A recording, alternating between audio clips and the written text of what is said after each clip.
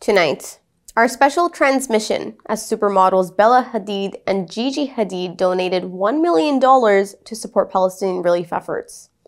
Assalamu alaikum and good evening. This is Muslim News Canada on Muslim Network TV. I'm Zahra Sayed. Today is the 242nd day since the onset of Israel's war. In the past 24 hours, Israeli attacks in the besieged Gaza Strip have killed at least 40 Palestinians. 150 have been injured. At least 21 Palestinians have been killed early this morning by artillery shelling on the Tel al-Hawa and Zaytun neighborhoods. An airstrike in the Sabra neighborhood has killed 4 civilians. In a separate incident, 6 Palestinians, including women and children, have been killed in an Israeli bombardment on a house in the Burej refugee camp. The Israeli army says it has targeted Hamas fighters, its military infrastructure, and weapon depots in 50 sites. Israel ended its 20-day siege of the Jabalia camp this past Friday. Staff at Kamal Adwan Hospital say emergency crews and civil defense teams are clearing the rubble of collapsed buildings in the camp. Since then, rescue teams have recovered 120 bodies from the rubble. They are expecting to find more beneath. The Palestinian government is warning that more than 3,500 children under the age of 5 are at risk of dying from starvation. These children face severe malnutrition due to the restricted aid deliveries. The death toll from Israel's war is staggering. At the time of writing, at least 36,479 Palestinians have been killed by Israeli attacks. A revised report by the United Nations estimates another 10,000 civilians are buried under the rubble. 82,777 Palestinians are injured.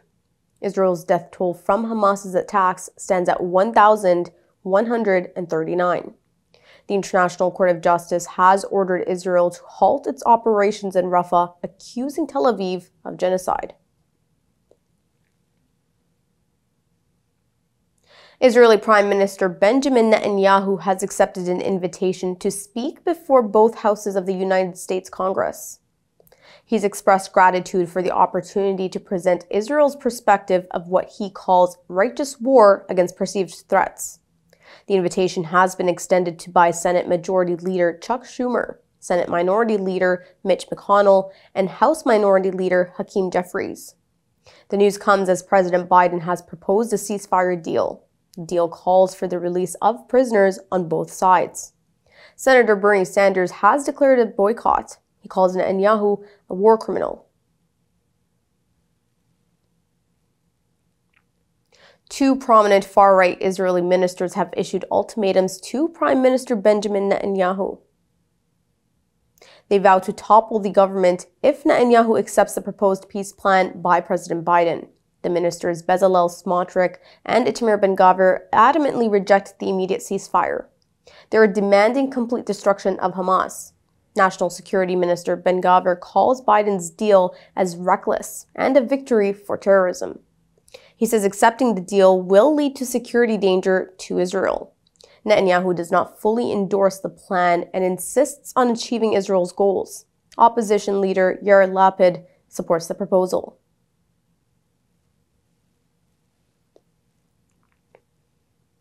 Irish MP Thomas Gold says he hopes the Israeli Prime Minister Benjamin Netanyahu burns in hell. His comments came during a passionate address in the parliament. He denounces the Israeli government's actions in Gaza, particularly the recent attacks on Rafah. Gold expresses sorrow for the Palestinian children killed in the attacks, criticizes Israel for genocide, and wishes for Netanyahu's damnation. He is urging accountability and is calling upon the international community to remember these atrocities. Recently, Ireland has recognized an independent Palestinian state.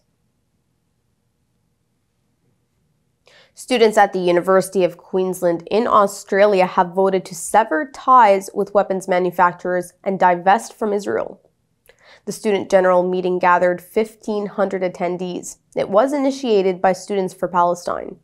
The meeting marks the largest Free Palestine demonstration on an Australian campus.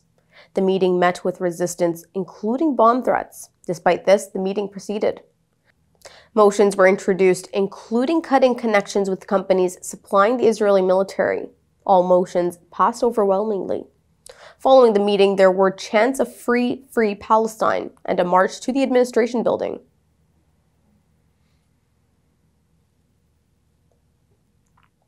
Supermodel sisters Gigi Hadid and Bella Hadid have donated over $1 million to support Palestinian relief efforts. The Hadid sisters are of Palestinian American descent. The funds will be equally distributed amongst 4 humanitarian organizations aiding Gaza. These include Heal Palestine, Palestine Children's Relief Fund, World Central Kitchen, and the United Nations Refugee Agency. In an Instagram post, Bella Hadid has expressed devastation at the loss of Palestinian lives. She urges empathy from global governments. Meanwhile, her sister Gigi Hadid has shown solidarity with Palestinians. She says it is her daily responsibility to empathize with Palestinians while affirming her hopes for peace. Toronto police are probing a video showing a woman at the peaceful sit-in on the University of Toronto campus brandishing a knife. The video has been posted by the National Council of Canadian Muslims. The incident occurred during a pro-Palestinian sit-in. The woman has not yet been charged. It has been 29 days since the sit-in started. It faces an eviction notice.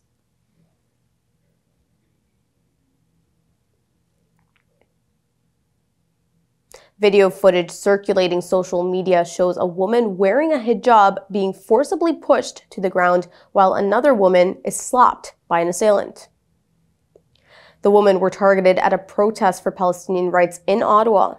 The National Council of Canadian Muslims condemns the attack. The advocacy group says there is a rising trend of violence against peaceful protesters. The investigation is still ongoing. Thank you for watching. Our news is produced by Muslim Network TV, which is a not-for-profit organization. We need your support for donations. Please scan the QR code on our broadcast or visit muslimnetwork.tv to donate now so we can continue to amplify the voices of Muslims in Canada and abroad. Assalamu alaikum.